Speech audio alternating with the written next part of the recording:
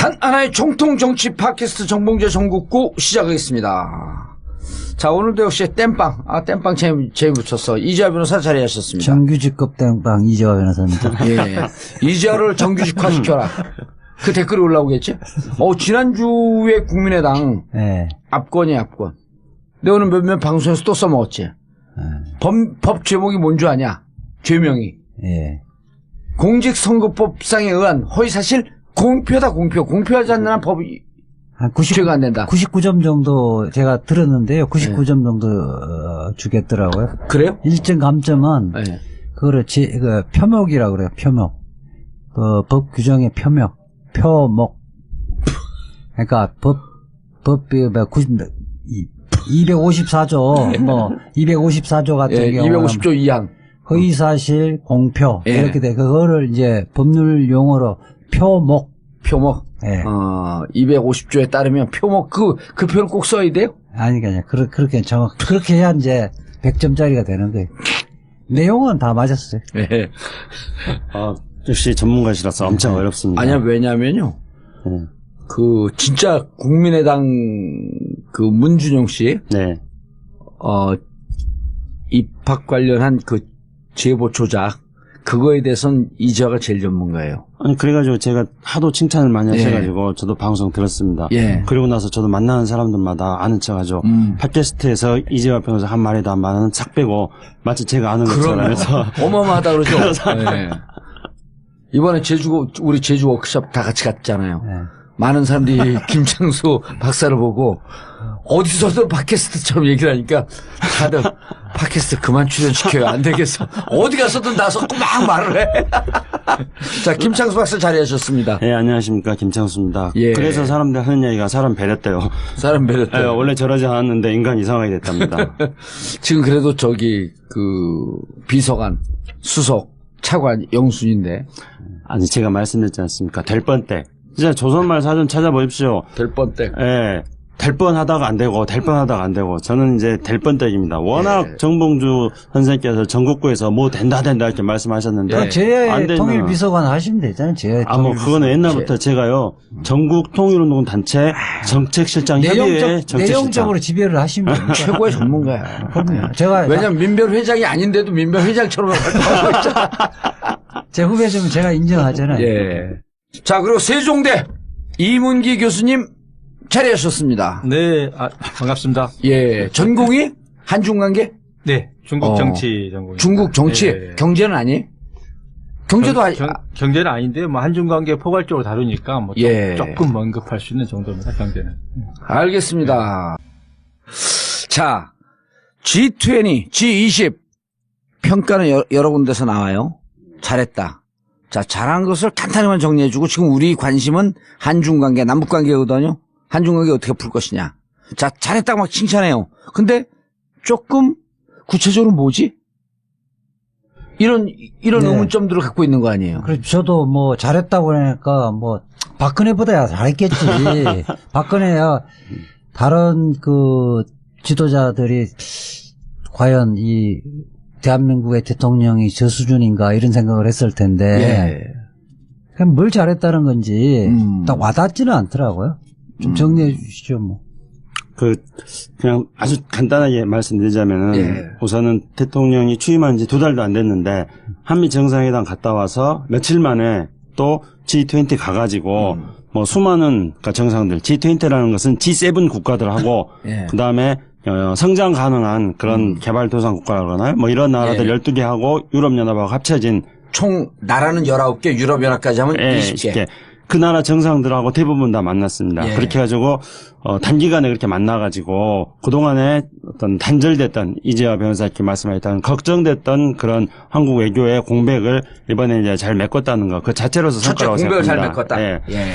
두 번째로는 이제 촛불 혁명에서 태어난 정권 아니겠습니까? 야, 근데 타국 정상들이 민주주의 국가 아니에요. 그러니까 이 촛불 혁명에 대해서 우리가 느끼는 체감에 한 서너 배는 더 느끼는 것 같아. 네. 그래서 문재인 대통령 인기 짱이었어요. 근데 인기 짱인 게 대통령이 교민들이 또만 나와갖고 아이돌 스타처럼. 그게 옛날에는 막 동원하고 이랬었는데. 그 옛날에는 반대 시위했잖아요. 반대 시위도 하고 일부는 동원하고 이랬었는데 특히 미국 같은 경우, 미국 갔을 때는, 뭐, 엄청 멀리서도 오고 자발적으로 오고 그랬다가 그러면, 야, 이런 대통령이 됐으면, 나도 이런 대통령이 됐으면 하는 이런 생각들을 많이 했을 것 같아요. 그러니까요. 아니, 거기 있는 교민들이, 네. 우리가 2011년에 낙곰수 공연 갔을 때 막 구름대처럼 모였는데 저는 못 갔잖아요. 네. 그런데 이번에 문재인 대통령이 왔을 때 그때 이상의 열기였다는 거예요. 네. 그리고 그때는 젊은 사람들이 많이 왔는데 지금 나이 든 사람도 많이 왔고. 그게 많은 사람들이 이번에 제가 같이 올 줄 알고 기대를 했던 거예요. 낙곰수 때도 못 왔으니까. 그러니까. 안민석 의원이 툭 나타나니까 이건 뭐지? 뭐 초선 의원이 저렇게 나대고 다녀? 제가 세 번째로 또 의미 아직 설명드렸거든요. 그러니까 두 번째 촛불 정권. 촛불에 의해서 태어난 정권이기 때문에 이 대통령은, 문재인 대통령은 그 자체로서 민주적 절차적 정당성을 가지고 있는 대통령입니다. 그렇기 때문에 이 우리나라의 촛불혁명 유대함을 문재인 대통령 유럽 갔다는 것 자체로만으로서도 홍보하고 알리는 그런 효과가 있다고 생각합니다. 촛불혁명의 위대함을 알렸다. 그렇죠. 그렇기 때문에 많은 나라 정상들이 문재인 대통령이 만나고 싶어 한 거예요. 메르켈 대통령 같은 경우는, 메르켈 총리 같은 경우는 특별한 관심을 가졌을 뿐만 아니라 무슨 일정도 안 잡혀져 있는데도 막 만나자 그래가지고 캐나다의 그 잘생긴 총리 있지 않습니까? 트리도. 예. 그 양반도 막 만나자 그래가지고 막 만나고 이렇게 문재인 대통령이 얼굴이 잘생겨서 인기 짱이었던 게 아니라 바로 한국 시민들이 촛불에서 만들어낸 대통령이라는 것 때문에 유럽에서 인기 짱이었는데, 그건 다시 말하면은 한국 촛불의 의미를 G20에서 대통령의 존재 자체로서 홍보하는 효과를 가져왔다. 저는 그렇게 해석합니다. 예. 그리고 이제 세 번째로는 문재인 대통령이 북핵 문제라든가 한반도 문제에 대해서 베를린 선언을 비롯하여 각국의 정상들과 충분히 자기 입장을 표명했습니다. 그래서 베를린 선언에서 뭐 남북 관계, 지금 세 번째가 촛불 정권을 널리 알렸다. 두 번째가 예. 세 번째가 너무 길어요. 그런가요? 세 번째. 예. 간단하게 하려니까. 세 번째. 중간에 아까 그 말씀 안 했으면 제가 짧게 넘어갔는데. 꼭 끝까지. 세 번째. 진짜 길죠. 제목이 제목 한 줄로. 한 세 번째. 한반도 문제 해결을 위한 전략을 제시했다. 한반도 문제 해결 전략 제시. 그거는 이제 베를린에서 평화 선언을 밝혔고, 그 다음에 각 나라들과 북한에 대한 압박을 우선시하면서 그러나 대화를 해야 된다. 이런 거에 대해서 동의를 다 고해냈다. 그런데 이제 바로 이 대목에서 성과하면서 동시에 과제를 던져주고 있습니다. 그러니까 압박을 하자고 그랬는데 그렇게 하다 보니까 한미일 삼각회의를 막 강화시키는 거거든요. 그러니까 이게 중국에 대한 불편함을 또 만들어내는 겁니다. 그리고 또 막 압박을 하자 그러니까 베를린 선언을 발표했는데 또 한편 압박을 하자 그러니까 북한 사람들이 니네들 정말 뭔 뜻이야? 진 의지가 뭐야? 이런 의문을 가지게 됐습니다. 그러니까 과제로는 이제 북한과 중국 어떻게 설득할 것인가 이런 게 남겨져 있는 거죠. 예. 압박과 대화라는 사실 모순적인 건데. 그러니까요. 북한과 중국을 그래서 공백 메꿨고 촛불 정권의 위대함을 알렸고 한반도 평화를 위한 전략을 제시했고 그것이 평화 선언을 한 거죠. 예. 뭔가 와요? 네, 좀 더 이야기를 해봐야지. 예. 아니 G20를 근거로 해갖고 이제는 어쨌든 시작의 문을 연 거죠. 예. 문을 좀 긍정적으로 열었다. 그렇죠. 예. 한 번은 잡음도 나지 않고 사고도 나지 않았습니까? 그리고 우리가 주도하겠다라고 하는 것을 전 세계에서 서방 G20 국가들이 인정을 해줬다. 예. 천리길도 한 걸음 붙으니까 문재인 정부 출범 이후에 첫 다자 외교에 한 걸음을 성공적으로 마친 거죠. 그러면 이제 우리가 가장 문제가 되고 있는 게 지금 우리가 고통을 겪고 있는 건 한중 그 한미 문제에 있어서 사드 어떻게 할 것이냐라고 하는데 사드는 시간을 벌었다고 했고 지금 당장 사드는 뭐 두 번째 이슈로 밀어낼 수 있는데 중국이 끊임없이 사드 문제로 인해서 무역 제재를 가하고 있잖아요. 경제 제재를 가하고 있고 실질적으로 많은 기업들이 중국이라고 하는 시장을 잃을 것 같아 더 두렵다. 지금까지 온 경제적 제재도 크지만 중국이라는 시장을 영원히 잃을까 두렵다. 중국을 어떻게 설득을 하죠?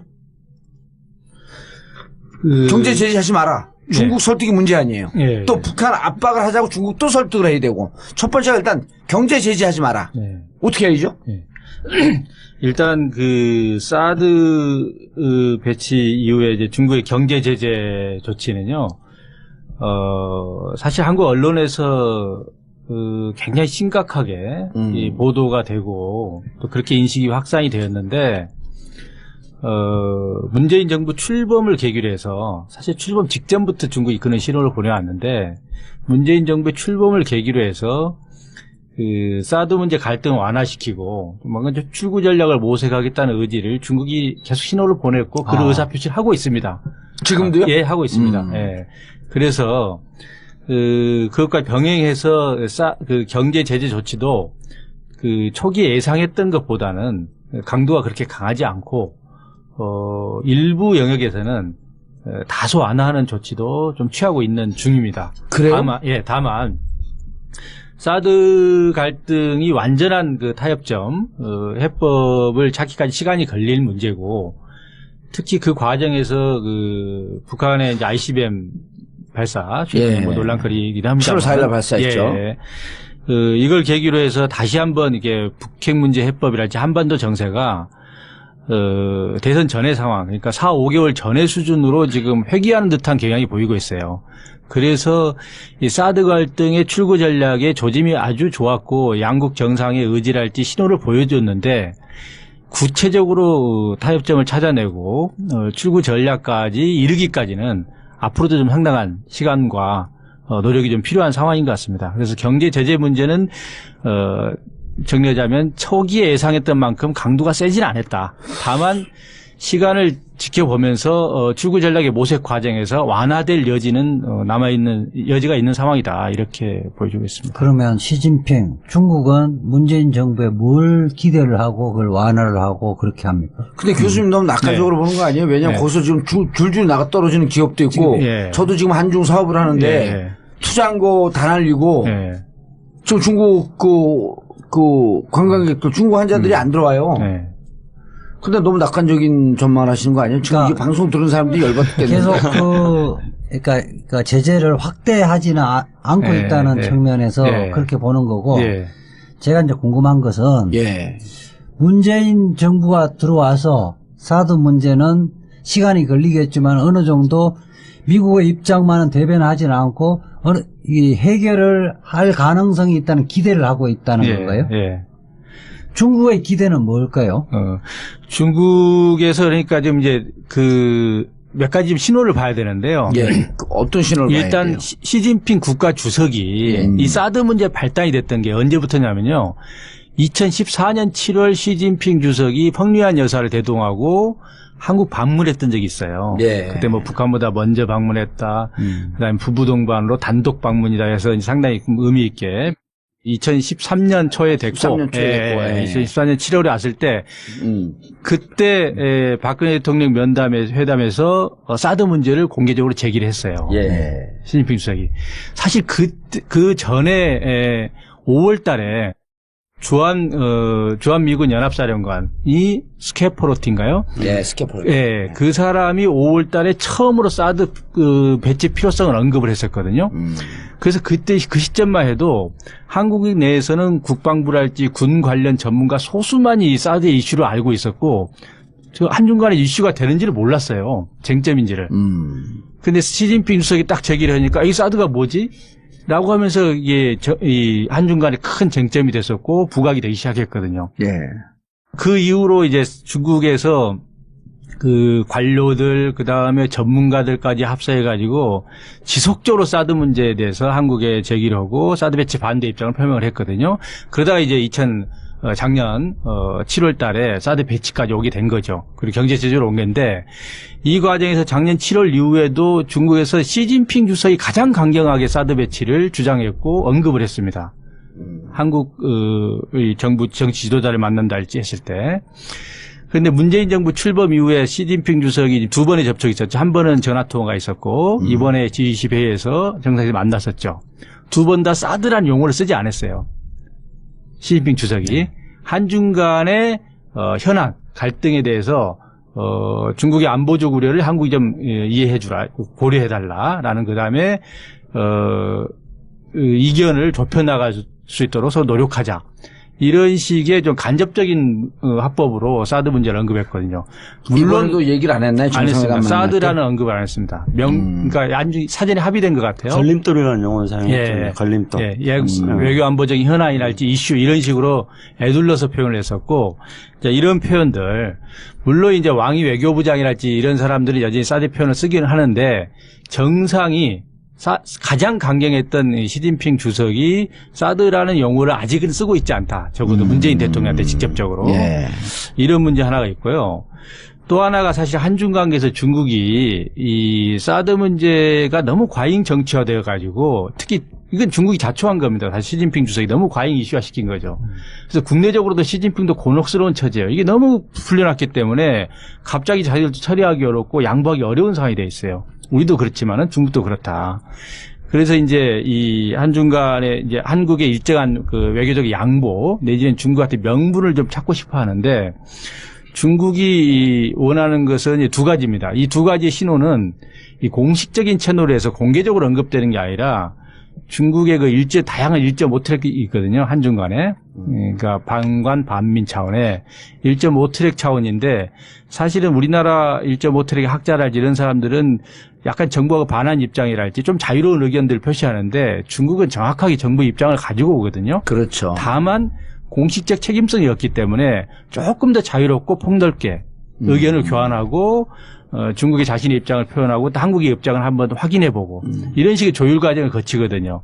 여기에 이제 여러 회의가 있었는데 저도 한번 참여해본 적이 있고 간접적으로 여러 가지 자료를 수집해봤는데 분명하게 중국은 현재 사드 배치술에서 더 이상 악화되지 않는다면은 한중 관계를 개선하는 방향으로 적극적으로 문제를 해결하고 싶다는 의지를 보내고 있습니다. 그러면서 두 가지를 요구하고 있어요. 예. 말씀하세요. 네. 첫 번째, 군사 기술적인 측면에서 X밴드 레이더에 대한 검증을 하자라는 겁니다. 그것이 이제 한미에서는 지금 600km로 제한시켜 놓고 있다. 종말 단계. 예, X밴드 레이더. 예, 레이더의 X밴드 탐지 레이더. 범위. 전진 모드로 해서. 전진 모드. 예. 예. 600km라는 거고. 그러니까 중국을 들여다보는 것이 아니다. 그렇죠. 중국은 2000km다. 예. 라고 하는데 그것을 검증해달라는 거예요. 그러니까 중국이 예를 들면 예컨대 사찰을 허용해달랄지 아니면 그 문서로랄지 아니면 가짜 기술적 검증을 해서 중국이 납득할 만한 기술적 검증 조치를 해달라라는 겁니다. 물론 쉽지 그런데 않죠. 쉽지 않잖아요. 네, 쉽지 왜냐하면 않죠. 네. 왜냐하면 네. 지금 그 사드 운용을 예를 들었고 우리 한국 그러니까 이게 참 답답한 게 전시 작전권 이런 게 2015년에 환수가 됐으면요 이런 문제도 쉽게 해결됐던 거예요. 근데 어쨌든 지금 주한미군이 운영하는 것을 그렇죠. 네. 우리가 사찰을 허용할 수 없는 거예요. 그렇죠. 우리 군이 운영하면 우리가 독자적으로 실행하기 어려운 요구일 예, 뿐이죠. 그래서 심지어는 김창수 박사님 일각 학자들 사이에서는 그런 얘기도 나오고 있잖아. 저걸 우리가 차라리 사서 우리가 운영하자. 네. 그렇게 되면 중국과의 문제도 당신들 우리가 그 전진 모드를 갖고 600km만 들여다보고 있다라고 하는 것을 검증을 해라. 이거를 어느 학자가 얘기했어요? 김준영 학자가 얘기했나? 뭐 그런 제안을 하는 분들이 많이 있습니다. 꽤 있죠. 우리가 직접 사서 얼마 안 되니까. 그렇게 되면 직접 산다고 하면은 실질적으로 1조 더 들여갖고 한미 문제도 해결하고 한중 문제도 해결할 수 있는 이게 그 제3의 길이 될 수 있다. 이렇게 주장하는 사람도 있죠. 하나 방법이죠. 예. 근데 현재로서는 이제 쉽지 않은. 우리가 독자적으로 실행하기 어려운 문제고. 두 번째는. 두 번째는 이제 전략적인 측면이죠. 아까 첫 번째가 군사 기술적 측면이라면. 중국이 의심하는 것은 결국 이제 동아시아 차원에서의 MD 전략의 일환이고 그렇죠. 하나의 포석이라는 거 아닙니까? 그래서 한미일 군사 동맹에 강화하고 한미일 동맹체제에서 동아시아 MD 전략의 일환이 아니라는 것을 명백하게 선언하고 한국이 그 입장을 유지해달라 이런 겁니다.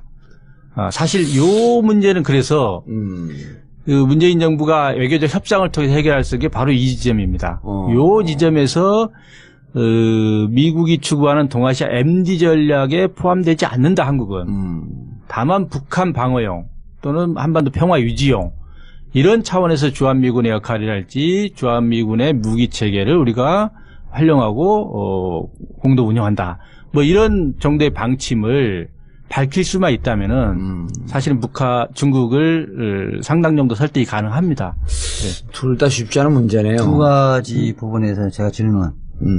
첫 번째 문제는 미국 이제 군사상의 기밀이 누설되기 때문에 중국을 참여시키지 못할 것이다 그렇게 주장할 텐데 이게 성능만 성능만 그 부분에 공개를 하면 되는 거거든요. 네. 그 부분에 막 제작하는 과정의 비밀은 공개할 필요가 없는 거 아니에요. 검증할 때. 저는 이 부분은 우리 대한민국이 주도적으로 이거는 검증을 하자.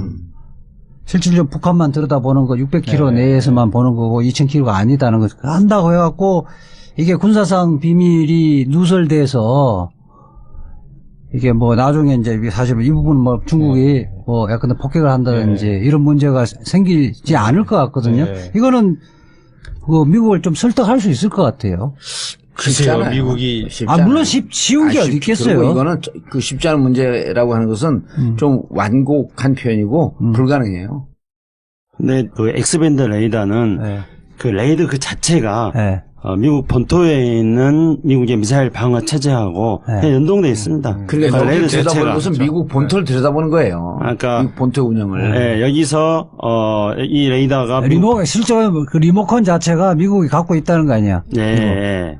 아니 여기서 취합하는 정보가 미국 그 그러니까. 레이더망하고 연결이 되어 있기 때문에 네. 여기 있는 것을 독자적이고 자체적으로 600km만 본다라고 하는 게 말로는 쉽지만 현실적으로 불가능한 거예요, 이거는. 네, 그리고 이 레이더를 이제 지금 전방 배치 모드 그렇게 했는데 이거를 실제로 사격 통제 모드로 발사하는 것들을 이렇게 관찰하는 식으로 전환시키는데 뭐 어떤 분은 8시간 걸린다 그러고 어떤 분은 12시간 걸린다 그러고. 네. 근데 어떤 분은 또 지금도 기술이 계속 진화되고 있다고 말합니다. 그래서 이거는 금방 몇 시간 안에 단기간 안에 기술을 진화된 기술을 가지고 2,500km 들었다 보는 걸 확 바꿀 수 있다는 있는 거죠. 그렇기 때문에 그런 어떤 그러니까 금정 때 중국의 책임자가 왔을 때는 600km를 해놓고 600km 조작을 했다가 그 이후에 뭐 기술이나 이렇게 해서 2,000km 또 확대시켜 버릴 수 있다는 거죠. 그렇게 이제 뭐 거짓한다는 측면도 있을 수 있겠지만은 다른 한편은 그런 기술 자체가 노출될 수 있다는 거죠. 그렇죠. 그다음에 가서 또 보면은 하나는 이제 상세히 다 보려고 할 거 아니겠습니까? 정치적으로 우리 이 사회 보수 진영에서 용납이 안 되는 거죠. 이건 내정 간섭이지. 우리 군사 기술과 군사 운영 기술을 들여다본다는 게 당신 우리가 안 한다고 그러면 그냥 믿어야지. 당신들 뭔데 갖고 내정 간섭이 아닌 게 중국은 한반도 내에서 하는 건 우리가 간섭 안 하겠다. 우리에게 영향을 미치는 거니까 영향이 없다는 것을 우리가 확인하고 싶다는 거거든요.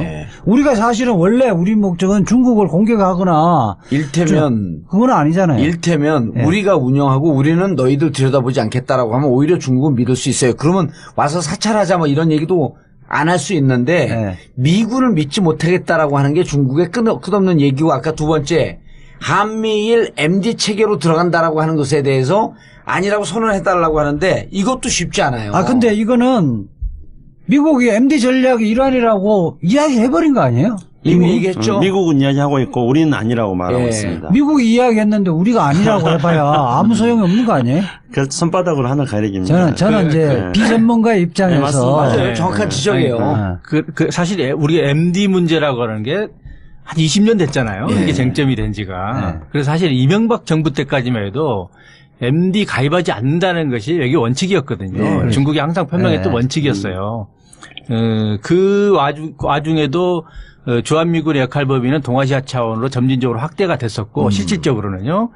그렇게 전환이 되어오는 과정이었기 때문에 저는 MD 불가입 입장을 한미 관계를 좀 조정해 나가고 북핵 문제를 해결하는 걸 할지 전반적으로 한반도 정세 관리를 한미 관계 속에서 잘 한번 조율해 나가는 과정에서 미국을 잘 설득해서 우리가 이렇게 미래에 대한 선언이잖아요. 그것은 그래서 한번 외교 레토릭으로 뭐 이런 게 가능할 수 있겠죠. 한미일 군사 예를 들어 한미 동맹, 한일 동맹, 미일 동맹은 굳건하다. 다만 MD 체계 편입이 아니다. 이런 외교적 레토릭 이외에는 없어요. 근데 이제 우리가 어쨌든지 간에 이 갑갑한 상황에서 뭔가 좀 상상력을 동원해가지고 가능성을 한번 열어보자는 거죠. 그랬을 때 분명히 아까 말씀하신 것처럼 MD 좀 우리나라에 배치한 것을 중국에 와서 본다고 하면 이거는 뭐 군사기술에 대한 어떤 침해일 수도 있겠고 주권 문제일 수도 있는데 그런데 이제 또 다른 한편으로는 좀 아이디어를 많이 내보자면은 그러니까 이제 유럽에서 75년도부터 실내 구축이라는 용어를 사용합니다. 예. 실내 구축이라는 용어를 75년 헬싱키 모델이라고 합니다. 헬싱키에서 이제 모여서 실내 구축을 이야기하는데 그 실내 구축의 방안 중에 하나가 군사훈련에 대한 사전 통보 및 참관 이런 게 있거든요. 아, 있었네, 그런 선례가. 예, 이제 그래서 이제 물론 이게 그 군사훈련 사전 통보 및 참관에 해당되는 사항은 아닙니다. 근데 군사훈련에도 참관하는데 그런 기지에 대해서 직접 와서 사찰하자 말자 하는 식으로 하느냐 마느냐 문제가 아니라 그걸 응용해가지고 콜럼버스의 달걀과 같은 뭔가 다른 아이디어를 찾아보는 식으로 해가지고 중국을 그렇게 해가지고 좀 설득시켜낼 수 있다고 한다면 참관까지는 가능할 수 있겠네. 사찰이라고 하는 말은 그렇죠. 기분 나쁘네. 그러잖아. 별로 기분이 확 나빠지네. 사찰한다 그렇죠. 그러니까. 예. 가뜩이나 민간인 사찰 때문에 열받아 죽겠는데. 어? 네. 그래서요. 그 두 가지 다 사실은 그 쉽지가 않죠. 한국이 독자적 네. 해내기가. 아니, 그래서 이런- 제 생각에는 예. 사드 문제 이거 중국이 이렇게 요청을 하고 있는 거죠. 요청이에요. 중국의 요청인 거고 그것을 이제 아까 말씀하신 대로 이제 외교적 레토릭이랄지 미래에 대한 어떤 좀 외교적 약속 서로 다 명분을 주고받는 차원에서 정도 한번 좀 모색해 볼 수 있는 거고요. 실질적인 사드 해법은 제가 보기에는 그 똑부러진 해법이 없어요. 그래서 우리 입장에서는 이것을 북핵 문제 해결이라고 하는 예. 좀 더 큰 과제, 한반도에 사드 문제의 근원적인 원인이기도 하고 큰 과제하고 연동시켜야 되고 그다음에 그 연동시키는 과정에서 사드 문제의 갈등이랄지 북핵 해법 모든 것을 다마시아 한반도 정세와 동아시아 전략에 대한 어떤 인식을 예. 한국, 미국, 중국 3국의 인식의 공유 지점을 만들어내서 점진적으로 소멸시켜 나가는 방법밖에 없다. 저는 복잡하지 않다고 봐요. 이미 문재인 대통령이 신베를린 선언에서 밝혔어요. 북핵 전면 폐기와 평화협정 체결해요. 그리고 그것을 그거는 종국적 목표고. 아니 종국적 목표를 바로 하면 안 돼요? 그러니까 종국적 목표가 바로 할 수 있으면 할 수 북의 주장과 있는데. 이건 좀 틀린 게 북의 평화협정 체결은 북미 간에 하자는 거거든요. 이번에 문재인 대통령의 평화협정 체결은 남북이 참여하고 중미가 참여하고 심지어는 육자가 공통으로 맺는 것까지 가기 때문에 무척 진일보한 거예요. 그리고 사드 그다음부터 사드 엿바꿔 먹는 거야. 그러니까 그것은 이게 왜안 된다고 종국적 그건데 이게 바로 도달할 수 있으면 간단하죠. 발상의 전환 아까 상상력을 발휘하자고 그게 했잖아요. 그러니까 종국적 목적인데 우선 제가 이제 궁금한 게 중국은 이런 요구를 하고 있잖아요. 두 가지 요구를 예. 하고 있죠. 거기에 지금 뭐 이해찬 총리도 특사로 보내고 예. 우리 문재인 대통령도 지금 독일 가서 예. 그 정상회담을 예. 했잖아요. 예. 우리는 현재 상태에서 이 두 가지의 대답은 어떻게 대답하고 있는 거예요? 이 두 가지에 대한 대답은 광고 듣고 계속 가겠습니다. 똑부러지게 이제 대답은 못 하겠지만은 여기에서 대략적인 네. 방향은 어떻게 이야기하고 있나요? 일단 가장 쉬운 답변이랄까요. 네. 일반적으로 한국에서 해왔던 답변은 북핵 문제 해결되면 사드는 자동 철회다. 네. 그다음에 중국을 겨냥하지 않는다. 우리의 의지를 계속 반복해서 강조하는데 중국은 이걸 초기에는 사드 문제를 북핵하고 분리시켜서 접근했어요. 북핵 문제하고는 분리된 문제다라고 접근했었고 철저하게 한중 양자 관계로 또 접근을 했었거든요. 네. 그런데 문재인 정부 출범하면서 이걸 어떻게든지 북핵 문제와 연결시켜서 북핵 해법과 함께 북핵 해법의 해결 과정에서 사드 문제도 녹여내고 소멸시켜 나가는 이런 방향을 잡고 있는데 이게 약간은 효과를 미치고 있는 그래요? 신호가 결국 이번에 G20 회담에서 아까 이제 사드 문제가 공식 언급되지 않았다라고 했는데 정상간 회담에서는요. 예. 반대로 사드 문제를 미중 정상회담에서 시진핑 주석이 처음으로 언급했어요. 트럼프한테. 너네가 사드 철회해라. 사드 철회, 사드 배치 반대한다라는 것을. 우리한테 얘기한 것보다도 더 강하게 한 거죠. 강하게 했고 예. 우리와 관계는 그만큼 개선의 여지를 보여준 거네요. 보여준 거죠. 예. 그러니까 문재인 정부 출범 이전에는 한국한테는 노골적으로 사드 압박을 했었고. 기분 나빴어요. 사실 우리 진보 진영이지만 예. 그래서 사드 먼저 철회해야지 그 한중 문제 풀리지 않냐라고 예. 대외적으로는 얘기를 하면서도 중국이 막 그렇게 밀어붙이는데 보수준에서 막 화를 냈잖아요. 예. 일정 정도 나 공감이 가더라고. 그렇죠. 그래, 안 그래, 김창수 박사. 우리가 모두 다 그때 화내지 않았습니까? 다 화냈죠. 중국이 이렇게 압박하는 게 어떤 중국의 태도 자체가 등치는 큰데 예. 속은 쪼잔하다. 예. 그런 다 식으로 해서 비판했죠. 우리가 왜냐면 비판했었죠. 보수 예. 진영하고 토론할 때는 네. 야, 이 사드 때문에 그런데 자꾸만 원인을 다른 데서 찾지 말라고 비판하면서도 네. 우리도 무지하게 기분 나빴던 거 아니에요? 그리고 실제로 이제 이번에 기분 안 나빴어요. 날 노려보는데 계속. 아니 안 실제로 나빴어요? 이번에 문재인 내가 기분 대통령도 나빴나? 나는 지금 이게 중국이 사드 하면서 아니, 지금 나는- 스스로 손해를 봤어요. 지금 사업에서. 저는 중국도 그렇지만 미국 둘 다 기분 나빴는데 네, 우리끼리만 기분 좋았지. 둘 다 기분 나빴는데 이제 그렇게 그럴 수 없는 게 대한민국의 지도자라는 중심을 못 잡았기 때문에 더 기분 그렇죠. 나쁜 거예요. 그게 더 기분 나쁜 건데. 난 제일 그건 기분 나빠서 감옥 보냈잖아, 우리가. 그러니까 그건 얘기하지 말고. 그러니까 지금 중국 같은 경우는 우리가 환경 영향 평가라든지 적법 절차로 시간을 벌어놨고 이 부분을 북핵 문제를 해결의 단계적 해결을 해가면서 시간을 벌어놨으니까 어느 정도 수렴할 수 있다는 기대감을 갖고 있는 거고 그렇기 때문에 우리한테는 좀 유화적인 방법으로 그렇게 접근을 하고 지금 이 교수님 말씀이. 미국 같은 경우는 좀 강하게 주장하고 있다는 거죠. 제가 잠깐 말씀드려보면은 우리가 사드 문제가 발생했을 때 중국의 태도에 대해서 이제 말씀하신 대로 두 가지에 대해서 비판적이었습니다. 첫째는 왜 한국한테 이런 식으로 쪼잔하게 어떤 무역 보복 같은 조치를 취하느냐 이런 거였고요. 그리고 덧붙이면 네. 그냥 그러면서 우리가 항의하면 네. 그 우리 정부에서 아무 입장 취하지 그렇죠. 않는데 민간 차원에서 하는 걸 우리가 그러다. 어떻게 하라고? 예. 그러면서 아주 비열한 예. 구멍으로 빠져나가고 있었어. 그건 이제 중국이 항상 전통적인 예. 수법이긴 한데요. 그리고 이제 우리가 두 번째로 화를 냈던 거는 사드는 미국이 배치하는 거다. 그렇기 때문에 미국과 중국하고 만났을 때 미중 사회에서 사드 문제를 해결해야 된다. 그런데 왜 미국한테는 아무 말도 안 하고 우리한테만 가지고 무슨 보복인 이러느냐 이런 거에 대해서 우리가 두 가지에 대해서 중국에 대해서 비판적인 생각을 가졌거든요. 근데 강의도 했죠. 그렇죠. 예. 그런데 이제 이번에 중요한 거는 의미심장한 변화가 왔네. 예. 우리의 그런 비판을 받아들였는지, 전국구를 들었는지, 모르겠습니다만, 전국구 들어서 변화했다고 하면 좋겠죠. 아니요, 그게 아니에요. 문재인 대통령이라고 하는 사람이 정말 정상적으로 이렇게 선거를 통해서 된 게 아니고, 역사상 보기 드문 최초의 촛불혁명, 그렇죠. 평화적 촛불혁명으로 됐다라고 하는 것에 대해서 네. 중국은 제가 2005년도에 갔잖아요. 그 주중대사가 계속 중국 관료들 10위 안에 들어가 있는 관료들이 물어본대요. 2002년도에 그때 연인은 우리가 한 800만 800만이 쏟아져 나왔거든요. 그 사람들 어떻게 다 집으로 돌아갔냐고 방법 좀 알려달라고. 그러니까 이 사람들은 천안문 이 트라우마가 있기 때문에 일단 인민이 쏟아져 나오는 거에 대해서 두려움을 느끼는 거예요. 네. 근데 청소까지 하고 집으로 돌아가잖아. 이런 민족 잘못 건드렸다가 이거 이상해지는 거 아니야?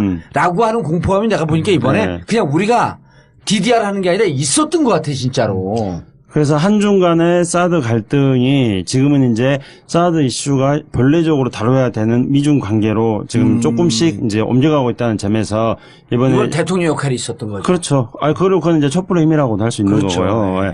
그런데 이제 그렇기 때문에 약간의 미세한 변화가 생기는 거고, 그 다음에 아까 이제 이문기 교수님께서 말씀하셨던 중국 요구는 두 가지에 대해서 그거는 중국 정부가 공식적으로 대한민국 정부에게 요구하는 건 아닙니다. 그렇죠. 아까 그런 이문기 분위기가 교수님 말씀했듯이 트랙 1.5 그러니까 반관 반민 그 한중 간의 모임에서 이제 중국 사람들이 전략을 쓰는 거죠. 정부 사회는 말 안 하면서 한구시보에서만 얘기를 하는 거지. 그렇죠. 학자들이라든가 이런 사람들 사이에서 자기 입장을 살짝 흘리는 거죠.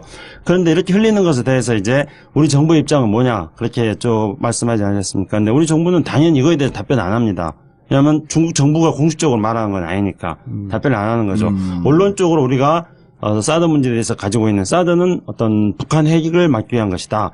그다음에 중국이 사드 배치를 철회시키려면 중국이 북한이 핵 개발 못하게 만들어라. 우리는 언론적인 이런 입장을 보이고 있는 거고요. 다만 이제 반관 반민 행사에서 학자들끼리 토론할 때 한국 학자들은 다양하니까 가서 여러 가지 의견을 제시할 수 있었겠죠. 아니, 이런- 그 하나 궁금한데. 나한테 좀 물어봐 좀. 내가 전문가인데 왜 안 물어봐? 나한테. 제가 여러 사람한테 예. 묻는 정답을 아는 사람이 먼저 예. 이야기하면 되는 거예요. 그래요? 근데 이제는 진행자는 잠깐만. 진행자는 이재화 변호사님 하시고 촛불- 전문가로 패널로 지금 변호사님 참석하 있습니다. 촛불혁명에 의한 탄생한 대통령이라는 걸 인정한다는 이야기는 종전 대통령과는 달리 자주적인 외교를 할 가능성이 있는 나라다. 이렇게 생각한다는 건가요? 그건 아니죠. 왜 거기까지 가요? 그게 아니, 이해가 안 돼요. 그런데요. 촛불혁명을 탄생했던, 예. 횃불혁명을 탄생했던 간에, 그게 중국에 미치는 영향이 뭐가 중국에 있나요? 미치는 영향이 이런 거죠. 예. 이제는 예. 사드 문제가 갖고 우리한테 항의를 했었잖아요. 예. 야, 너네가 지금 한미 간의 관계를 잘못 풀어서 예. 느닷없이 갔다가 안 한다 그러면서 지금 2번씩이나 우리 뒤통치면서 갖다 놓은 거 아니야? 예. 라고 하면서 이 사드 문제 운영의 주체를 끌어들인 주체를 우리라고 봤던 거예요. 그렇게 오해를 하고 있었다. 오해가 아니죠. 전임 정권에서는 그랬죠. 예. 그런데 이번에 새로 들어온 문재인 정부는 예. 전임 정부하고 틀린 거 아니에요. 우리는 예. 절차상의 민주적 절차를 지키겠다. 예. 문제가 있으면은 문제가 있는 데까지 해결을 하겠다. 그러고 보니까 문재인 정부는 아무런 죄가 없는 거야. 느닷없이 뒤통수 맞은 거예요. 여기도 전임 정부에서 알박기식으로 갖다 놓은 걸 중국이 어느 정도 판단이 된 거죠. 그러니까 야, 전임 정부가 한 일이야? 전임 정부가 미국과 한 일이야? 그러면 이것은 원인 제공을 한 미국에게 항의하는 것이 맞겠다. 그리고 이 문재인 정부는 어쨌든 사드 문제라고 하는 것을 이렇게 수동적으로 미국이 요구하는 쪽으로만 끌려가진 않는구나. 그래서 한중 간의 얘기에 대화의 여지는 있는데 여기서 사드 문제를 던졌다가 대화가 깨지니 사드는 원래 누가 얘기를 했었냐면 미국이 가져왔으니 미국에게 항의하고 한중 간에는 너네 원치 않았었잖아. 전문가 맞네. 그럼요. 그러니까 지금 한중 간에는 서로 감정을 그전까지는 대통령 오기 전에는 외교가 실종됐을 때는 우리를 개무시했잖아요. 그러니까 근데 지금은 박근혜 정부 같은 경우는 미국의 아바타 그렇죠. 역할을 지금 그렇게 안 본다는 하는 건데 거예요. 제 이야기는 나름대로의 자주성과 독립성을 갖고 있는 대통령이라는 인식이 있다는 그 거죠. 지점까지 간 거죠, 이제. 이제 그래서 알겠습니다. 사드에 대해서 너희들도 억울한 측면이 있겠다. 광고 듣고 하겠습니다. 그래서 사드에 대해서 당신 문재인 대통령 보니 훌륭한 사람 같은데 억울한 점이 있을 것 같습니다. 사드는 내가 미국과 담판을 짓겠습니다. 다만 이걸 푸는 과정에서 우리하고 대화를 합시다. 그러면서 대화의 파트너로 인정을 한 거예요. 그러니까 거기다가 압박해줘라. 북핵 문제 해결되면 사드 없어진다. 라고 당당하게 문재인 대통령이 얘기를 한 거죠.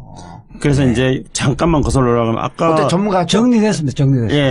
딱 정리가 되잖아요. 전문가네. 앞으로 이제 저기 시즌 공부 2는 언제 그렇게 공부했어요? 말고 얘기 들어. 그러니까 시즌 2 사회는 이재화 변호사님 보시고 가끔씩 봉도사님을 패널로 좀 이렇게 출연시켜 주십시오.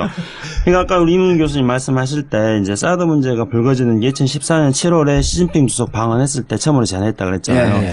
그런데 제가 전국구에 처음으로 출연한 게 2014년 4월 말이었습니다. 세월호 이후에 오바마 대통령이 아시아 순방했을 때. 4월 22일이요, 정확하게. 와, 정말 기억력 좋으시네. 예. 근데 제목이 뭐였냐면 오바마 왜 아시아 왔나 이런 거였거든요. 그렇죠. 그때 이제 우리가 굉장히 걱정했던 게 중국을 봉쇄하기 위한 아시아 투어다. 근데 여기서 이제 걱정했던 게 전시작전권 전환 문제를 연기시키고 대신에 MD체제에 참여하는 문제로 교환하는 것. 이걸 사실 제일 걱정했었습니다. 그런데 그해 이제 2014년 7월 달에 이제 아까 우리 이 교수가 이야기한 것처럼 시진핑이 그걸 이야기를 했는데 2014년 10월 달에 열렸던 한미 연례안보협의회 때 그런 문제가 가닥에 잡히거든요. 그러니까 물론 MD 참여 이렇게 되지는 않지만은 예. 전자권 전환을 연기하는 문제가 그때 논의가 돼요. 그때 논의가 되죠. 그러면서 뭔가 물밑 거래가 있을 거라고 했던 것이었습니다. 그러니까 중국 정부는 볼 때 박근혜 정부에 어떤 역할이 있었기 때문에 사드 배치가 됐다 이렇게 보는데 거기에로부터 문재인 대통령은 자유롭잖아요. 자유롭다. 네. 그런 점이 있는 것이고 두 번째로는 봉도사님 말씀 잘했지만 제가 생각할 때는 여전히 우리나라의 어떤 문재인 대통령이 절차적 정당성 민주주의 이걸 계속 강조를 하는데 촛불의 힘에서 태어난 정권이 절차적 정당성과 민주주의를 강조하는데 이것에 대해서 존중하지 않을 수가 없는 것이죠. 그럼요. 예. 사드 문제에 대해서는 이미 그럼 미국 가갖고 자, 두 가지 얘기를 했어요. 하나는 미국 측 입장을 중국 측 입장을 들어준 거예요. 무슨 얘기냐? 우리 전략 영향 평가한다. 이제까지 꼼수로 했다. 라고 하면서 미국과 파트너로 있었던 한민구, 김관진 이 사람들에 대해서 말은 안 했지만 환경영향평가 이야기하시는 거죠? 환경영향평가 했죠. 그래서 이런 절차상의 문제가 있으니까 정의용도 2번씩이나 얘기를 했고 예. 안보실장도 이 부분에 대해서도 너희들 민주주의 국가 아니냐. 예. 우리가 민주주의적 절차의 정당성을 회복하기 위해서 33만 평이 넘게 되면 봄, 여름, 가을, 겨울 사계절 환경 영향 평가를 받아야 되는데 32만 7천 평방미터를 해놓은 거예요. 그래서 그걸 싹 빠졌어. 이런 걸 다 설명을 한 거지. 이런 거를 피리 꽂혔다고 하는 겁니다. 완전히 피리 꽂히셨어. 다 설명을 한 거예요. 네. 이렇게 꼼수를 부렸다 전임 정권에서 네. 이러지 옳지 않다. 네. 우리 국민들이 이 부분에 대해서 저항한다. 항의한다. 다 설명을 했어요. 그래서 그 부분에 대해서는 중국의 입장을 들어줬고 CSIS 가서는 뭐라 그랬냐면 우리 대한민국에서 진행되고 있는 일에 대해서 중국이 감나라 배나라 하는 것은 내정 간섭이다. 라고 또 중국에 대해서 한번 먹었어요. 근데 시진핑이 가만히 듣고 있어 보니까 자기들은 씹은 것 같은데 사실은 보면 절차상에 틀린 얘기는 하나도 안 하고 있었거든. 네. 그러니까 중국 입장에서도 그리고 당당하게 자기 주장을 하고 있고 이제는 외교가에서도 분명한 그리고 이 문제가 북핵 때문이다라고 하는 부분에 대해서도 어느 나라가서도 똑같은 얘기를 하고 있잖아요. 네. 그러니까 시진핑 입장에서는 이제는 대화를 좀 해봐야 되겠구나. 그럼 압박해라. 계속 요구하고 있고. 근데 저는 이제 문재인 대통령이 좀 아쉬운 게, 네. 우리 뭐. 지금 아쉬워하지 마요. 댓글도 올라와. 아니, 아쉬운 거 근데 없어요. 잘했어요, 그냥. 잘했는데, 네. 그게 지금 상당수 국민들은 과연 이게, 이 사드가, 지금, 고고도 미사일, 예. 이걸 방어해낼 수 있는, 그러니까 성능에 대한 검증이 돼 있는가, 이 문제에 대해서는 한마디도 안 하는 것 같은데요. 근데 이제 그 여론조사를 네. 해보면 물론 여론조사가 문제가 많이 있죠. 되게 네. 사드가 북한 핵과 미사일을 막는다 그러는데 찬성하십니까 반대하십니까 이렇게 물어보거든요. 그럼 65%가 찬성이죠. 찬성. 점점 북한 핵미사일을 찬성하는 막는다니까. 그러니까 실제 그게 지금 뭐, 우리 국회의원들도 그렇고, 이게 아직 확실하게 검증이 안 됐다는 거 아니에요. 그렇죠. 근데 이제 이런 거, 그 얘기를 하도 많이 해갖고, 네. 이번에 한민국 국방부 장관이 처음으로 바른 소리를 했어. 잠깐만요. 네? 그거 예. 지금 내가 지금 그 패널이야, 지금은. 통일뉴스에서 예. 이게 사실은 뭐, 과연 고고도 미사일을 방어해낼 능력이 없다 이렇게 보도를 하니까 국방부에서 그 허위사실 유포해서 손해배상 청구를 했잖아요. 그래서 저쪽에서 국방부에서 소치하 여부를 검토하는데 우린 동의해주지 말고 통일뉴스 쪽 대리인인데 동의해주지 말고 예. 성능 검사를 검증을 하자 법정에서 그렇게 하는 게 좋겠네요. 그렇죠. 예. 법정하자. 절대 하지 말라. 예. 대한민국에서도 이 성능 검사 안 하자 그러는데 이 소송에서는 한번 하자. 예. 그렇게 내가 제안을 했었는데 예. 이게 살짝 우리가 그 사인과의 거래에서 이게 성능이 품질이 맞는지를 검증을 하는데 근데 이제 뭐 조 단위에 그 예산이 들어가는데 검증이 안 하고 그 물건을 사고 팔고 한다는 말이 안 되잖아요. 김창수 박사인데 예. 여기 이재화 변호사가 쌤이 진행을 보면서 내가 말을 많이 해서 기분은 좋은데 네. 일단 방향이 3,000% 빠졌고 안 되겠다. 3,000번 아니에요, 아니까. 아니, 이제 그거 넘어가고. 예. 그 지금 그 이제 문제는 아니, 앞으로 나는 우리 대한민국 정부에서도 그 언젠가는 이야기를 할 문제라고 봐. 이번에 한민구 장관이 정확하게 얘기를 했어요. 네. ICBM 발사하고 난 다음에 뭐라 네. 그랬냐면 한민구가 정신을 벼랑을 차렸어. 한반도에 대상을 한 중장거리 미사일에 대해서는 사드로 방어할 수 있지만, 자, 근데 이것도 검증하자는 거예요. 네. 할 수 있지만 ICBM은 사드로 막을 수 없습니다. 네. 라고 한민구가 처음으로 또 좀 바른 소리를 했어. ICBM은 무조건 못 막죠. 무조건 못 막아요. 100% 못 막고. 왜냐면 대기권을 진입할 때 ICBM은 마하 24 정도의 속도로 떨어져요. 근데 사드는 마하 7로 쏴. 근데 음속. 일반 시청자들 잘 몰라요. 아니, 음속에 700. 아니, 그러니까 한민구 장관 이야기를 정리하면요. 북한이 ICBM으로 한국을 쏠 수가 없죠. 그렇죠. ICBM 쏘면 저 넘어가 버려요. 이미 ICBM 발사된 순간 향한 거잖아요. 5분 안에 2,000km 올라가 버려요. 그렇기 때문에 한국에서 북한이 쏜 ICBM을 사드로 못 막는 건 당연한 거고요. 이제 한민구 장관이 말했던 검증해야 될 거는 북한의 단거리 미사일들, 네. 중거리 미사일들 300km, 500km 이런 미사일들을 과연 사드로 막을 수 있느냐 하는 문제인데 그거에 대해서 기술적인 논란이 있는 건 사실입니다. 그렇단다면은 그 기술적인 논란에 대해서 사드에 대해서 검증해야 되는 하나 하고 또 다른 측면에서 어떤 게 있냐면은 그러면은 우리가 북한의 어떤 단거리 미사일들을 막을 수 있는 방어 체제를 우리가 갖추면 되지 않느냐. 아까 이제 사드 대신이라 그랬는데 사드는 미군이 가지고 있는 거지만 우리 스스로 다른 어떤 그 방공 미사일 체제를 갖추면은 사드의 필요성은 점점 높아진다. 이런 논리도 또 다른 차원에서 이제 논의를 해야 되는 겁니다. 자, 이제 사드 얘기 그만하고 자, 중요한 게 압박을 해라 그러면서 미국과 우리 정부가 공이 한 목소리 내는 게 원유 공급, 단독에서 넘어가는 원유 공급 끊어라. 예를 들었고 북한이 1년에 쓰는 원유가 30, 40만 톤 정도 돼요. 근데 그중에 100만 톤이 중국에서 들어가고 50만 톤은 무상, 50만 톤은 판매하고 러시아에서 들어간 게 30만 톤 되거든요. 근데 그거를 끊으라고 얘기하는 거야. 그럼 명주로 끊는 거거든요. 끊을 수 있어요, 없어요? 그걸 압박수단으로, 평화적 압박수단으로 그것과 세컨더리 보이콧 얘기를 하잖아요. 중국은 이미 분명히 밝혔죠. 못 끊겠다. 못 끊겠다. 그럴 수 없다라고. 왜 못 끊죠? 지금, 그러니까 그리고 북한이라는 그 전략적 완충지대라고 하는. 혈맹이라는 게 그래서 나온 건가?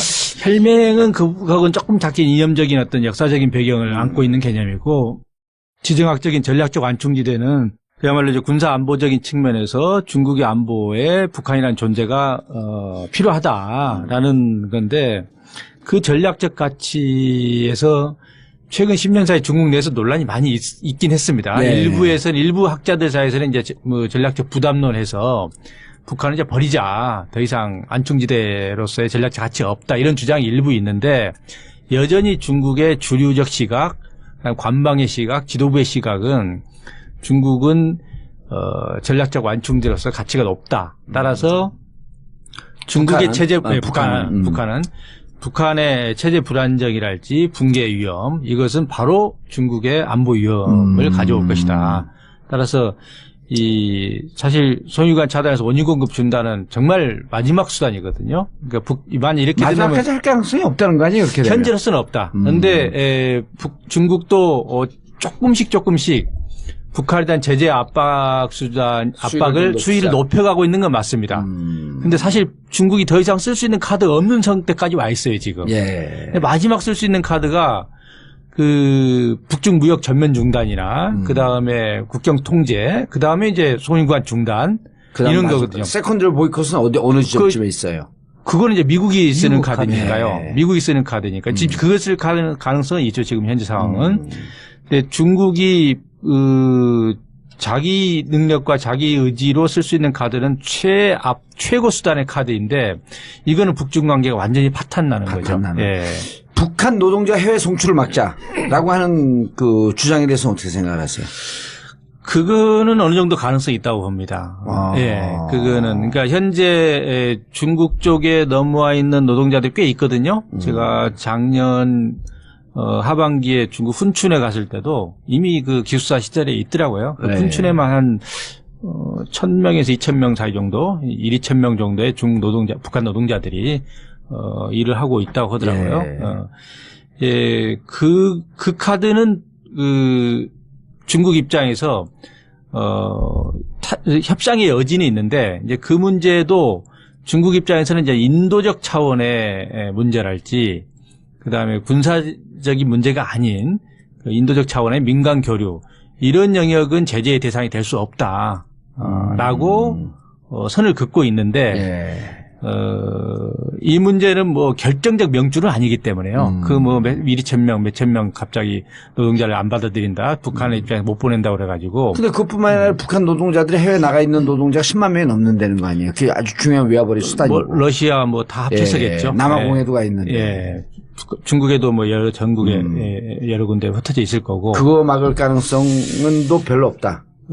기존의 중국 입장에서는 그것마저도 반대인데, 그것은 앞으로 미국이 중국을 계속해서 압박해 나간다면 네. 중국이 어느 정도의 타협점을 가질 수 있는 협상의 여지가 있는 영역이라고 보여집니다.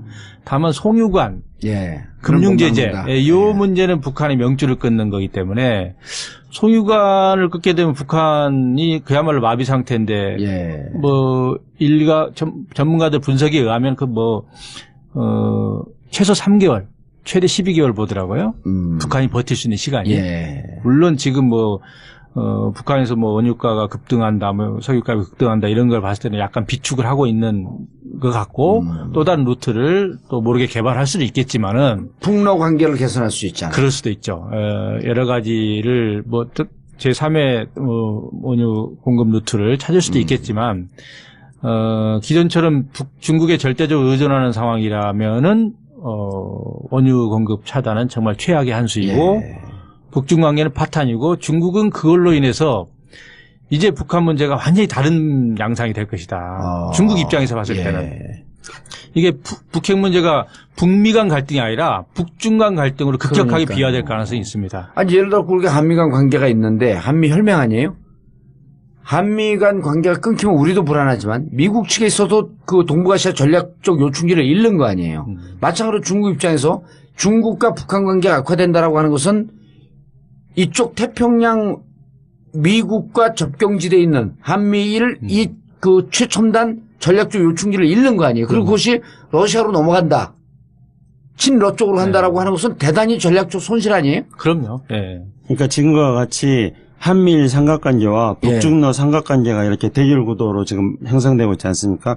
이런 상황에서 이제 북한은 중국에 있어서 전략적 자산이냐 전략적 부담이냐 이제 이문 그렇죠. 교수님 말씀하셨는데 근데 전략적 자산이거든요. 중국이 그렇게 판단을 내리고 있어요. 근데 이 전략적 자산이 러시아로 가버린다거나 중국하고 관계가 안 좋아져 버린다거나 한다면은 중국의 국가 전략을 운영하는데 차질이 생기는 겁니다. 그렇기 때문에 송유관을 막으려면은 첫째로 중국에게 북한이 더 이상 전략적 자산이 아니었을 때, 그렇죠. 그럴 때 송유관을 막겠죠. 여전히 전략적 자산입니다. 그다음에 이제 두 번째로는 이게 대북 제재라는 거는 유엔에서도 마찬가지인데 민생에 부정적인 영향을 주는 민생을 파탄시키는 그런 제재는 안 된다는 거거든요. 유엔에서도 그렇게 나오고 있죠. 그런데 이제 중국은 그렇게 이문 교수님 말씀하셨던 것처럼 송유관을 중단하는 것은 북한의 민생을 파탄시키는 거다. 중국은 그렇게 인식하고 있어요.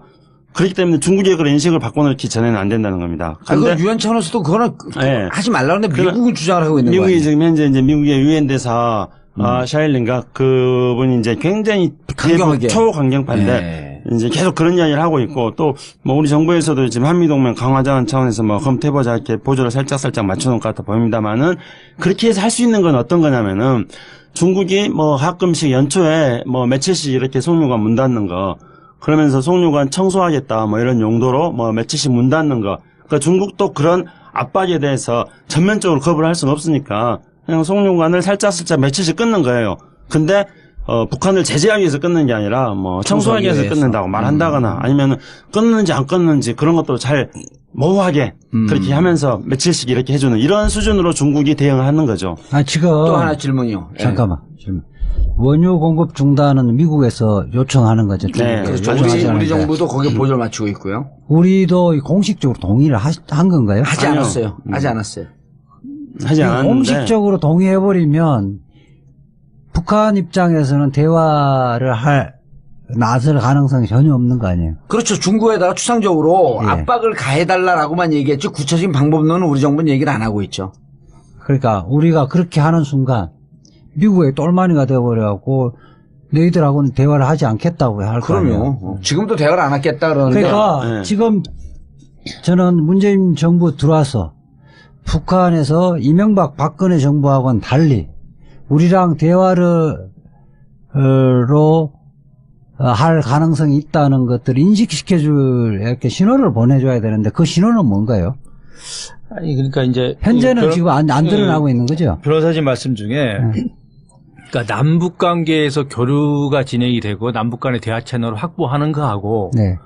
북핵 문제 해법에서 북한이 대화에 나오는 거하고는 별개의 문제라는 거예요. 근데 대화를 하면서 그렇게 안 들어가는 것도 필요한 거 아니에요? 그래서 네. 그 약간 오해가 있는 게 네. 예를 들면 한미 정상회담에서 한반도 정세 관리에 대해서 주도권을 인정한다 이런 합의가 됐잖아요. 네. 미국이 한국 정부 네. 역할에 대해서. 그래서 이제 한국에서는 이제 우리가 한반도 정세 관리에서 운전석에 앉았다. 소위 네. 운전석론이 이제 유행하고 있는데 이 문제가 많이 오해되고 있는 게 네. 북핵 문제 해법에 대해서 우리가 결정적 키를 가지고 주도권을 가지고 마치 해법을 제시할 능력이 있고 해법을 제시할 수단을 가지고 있는 것처럼 해석되는 것은 과잉 해석이다.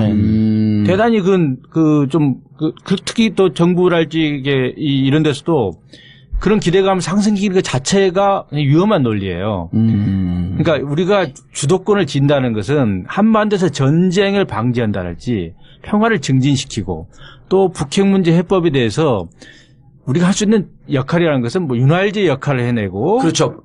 미국과 중국의 이견이 있는 것을 그렇죠. 조율하면서 만나게끔 그렇죠. 하고 윤활제 역할 그다음에 좀 논의가 좀 빡빡하고 안 될 때 좀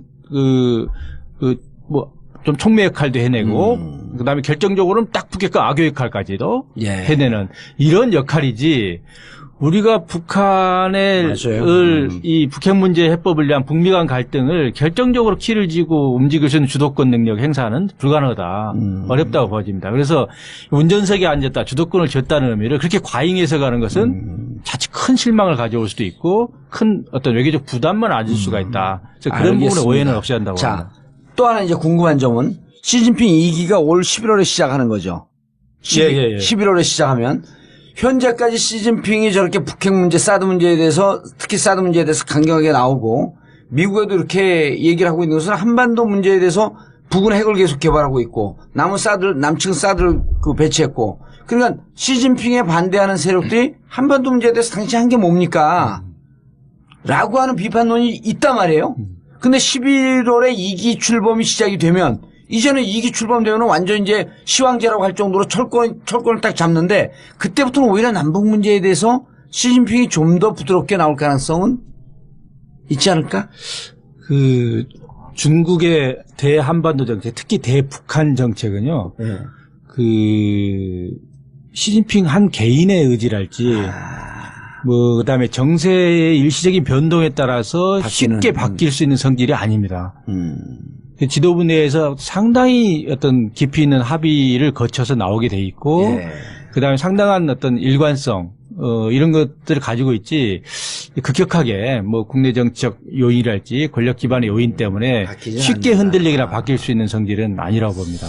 김창수 박사에게 마지막 질문이요.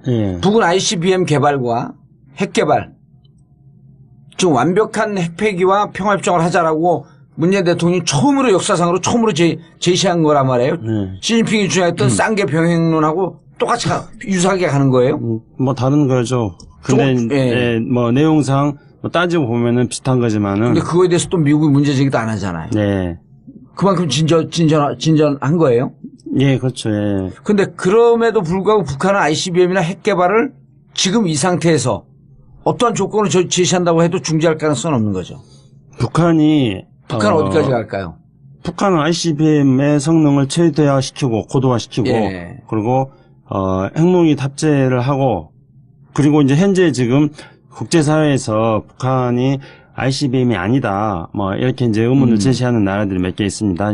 여러 가지 이유가 있는데 근데 이제 ICBM이라고 했을 경우에 정치적으로 할 일이 별로 없어질 것 같으니까 이슈를 키우지 않기 위해서 ICBM이 아니다 이렇게 말하는 중국, 러시아 같은 나라가 있고 그다음에 한국 정부 같은 경우에는 그것이 ICBM이 아니라고 하는 것은 ICBM이 최종적으로 재진입 기술이 입증되지 않았다. 그렇기 때문에 ICBM이 아니다고 말합니다. 근데 재진입 기술을 입증하려면은 일단 북한이 실제 사거리로 비행시킨 게 아니거든요. 고각으로 해서 공중으로 높이 올려보는 거잖아요. 그러면 그게 떨어졌는데 떨어질 때 이제 재진입 기술을 성공했다고 하는 건데 그럼 지금 바닷속으로 들어가 있으니까 해적 이말리가 돼가지고 우리가 이제 잠수함 하나 만들어가지고 북한이 떨어뜨린 그 미사일 탄두를 찾아가지고 우리가 이제 분석해 보면은 이게 ICBM이 완성했는지 안 했는지. 근데 그거 알 수가 없잖아요. 알 수 없잖아요. 그렇기 때문에 자꾸 그렇게 말하니까. 북은 어떻게 할 거 아니에요? 북은 진짜로 쏴버릴 수 있다는 거죠. 그러니까.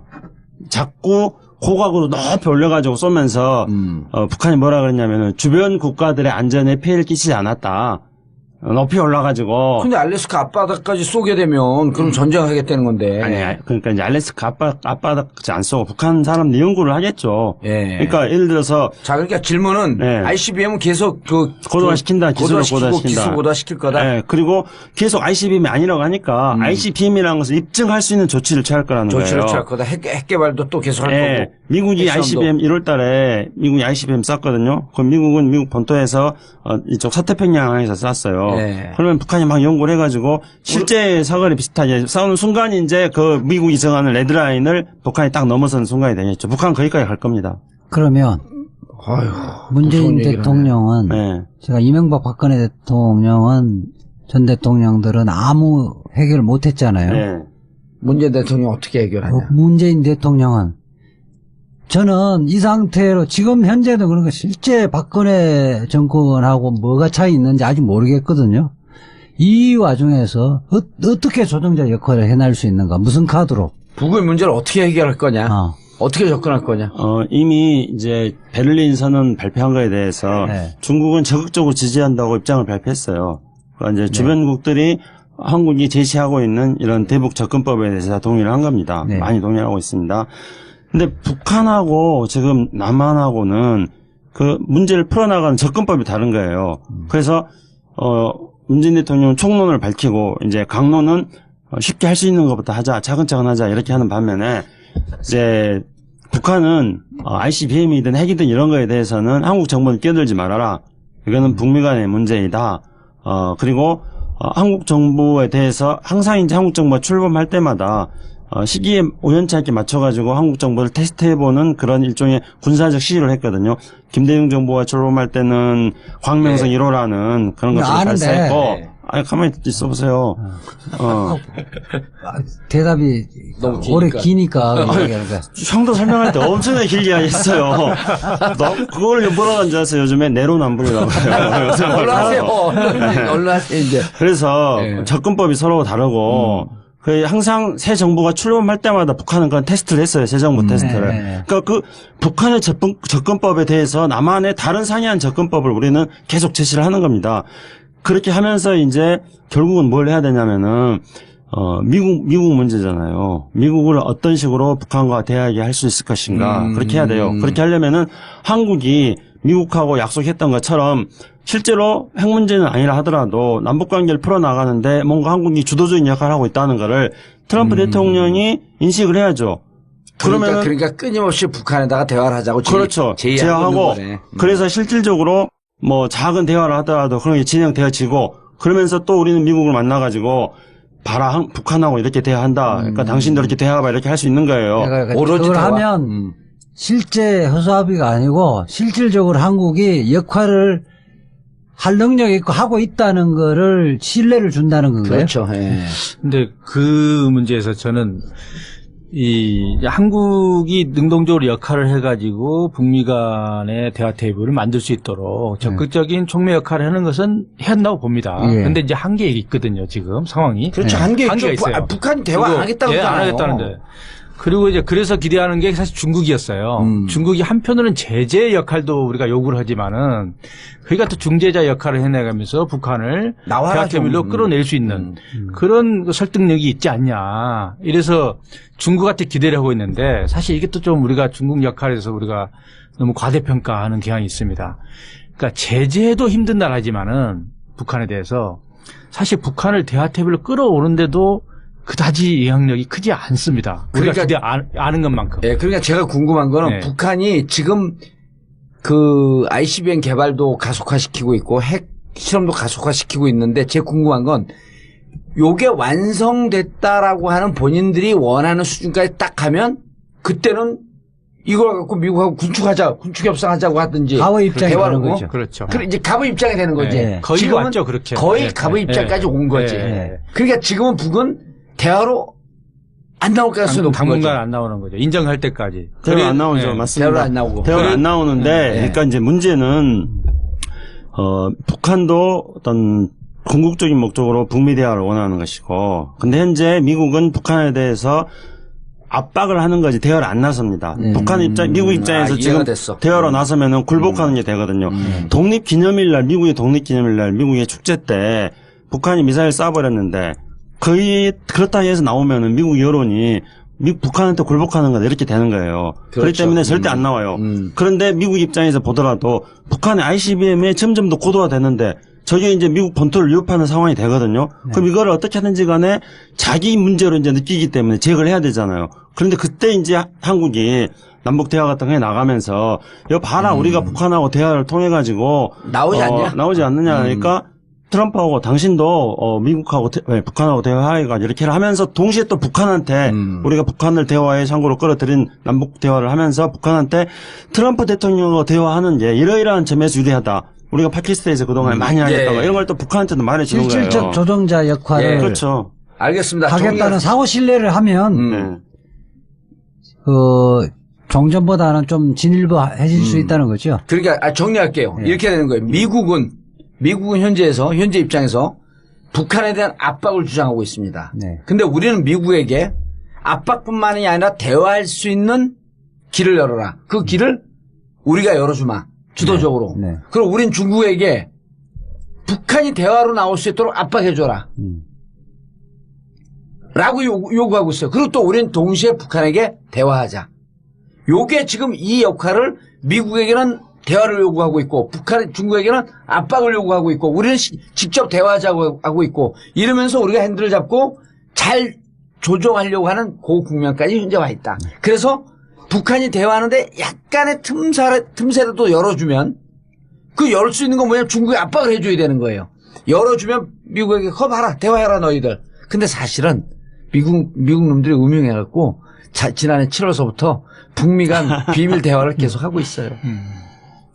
네? 한 라인을 갖고. 물론 하고 있겠죠. 예. 근데 그 중재 역할에 저는 많이 거론하지 않는데 좀 주목해야 될 역할이 예. 러시아 푸틴의 역할이라고 봅니다. 예. 좀 한번 이 남한의 주도적인 역할도 한계가 있고 중국의 적극적인 중재 역할도 한계가 있다면은 푸틴은 더 한계가 있어요. 한계는 있지만 그래도 한번 제3의 카드로 최대한 모든 카드를 다 써야지 그렇죠. 않나. 네. 그래서 이 러시아의 중재 역할도 우리가 적극적으로 활용할 필요가 있지 않나 이런 생각도 듭니다. 그렇죠. 이제 러시아까지 끼어들어서. 근데 어쨌든 그 모든 역할은 우리 문재인 대통령이 해야 돼요. 예, 그걸 우리가 해야 되는 거죠. 문재인 대통령이 잘할 수 있도록 우리가 팟캐스트 열심히 하고 그리고 문재인 대통령의 중재자적 역할을 기대한다면서 촛불 한번 또 들을까? 아, 그래도 전체적으로 얘기를 하니까 속은 다 시원하네. 답답한데.